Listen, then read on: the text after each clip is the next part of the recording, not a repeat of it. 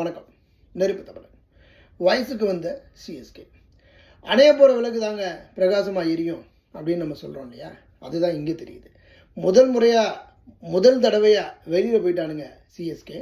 ஆனாலும் கடைசி நேரத்தில் நாங்கள் யாருன்னு காட்டுறோம்டா அப்படின்னு உண்மையிலேயே ஒரு அற்புதமான ஒரு ஆட்டத்தை இன்றைக்கி வெளிப்படுத்தினாங்க. எப்போவுமே இவங்களுக்கு 150 தாங்க டார்கெட்டு, அதுக்குள்ளே தான் இருப்பானுங்க. 130 தான் அதை மினிமம் எடுப்பானுங்க. அப்படிங்கிற காலகட்டத்தை கடந்து 176 ரன் அடித்து இன்றைக்கி ஜெயிச்சிருக்கிறாங்க.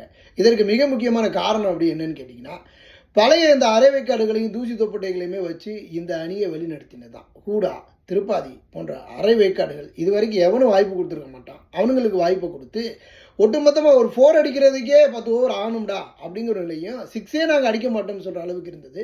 உறவில் பட்டேல் அப்படிங்கிற ஒரு பையனுக்கு வாய்ப்பை கொடுத்துருக்குறாங்க. வந்த உடனே முத்தான 3 6 அடித்தான். உண்மையிலேயே இந்த சிஎஸ்கேவினுடைய ஒரு அதிரடி ஆட்டம் உண்மையில் மகிழ்ச்சியை கொடுத்தது அப்படின்னு சொல்லலாம்.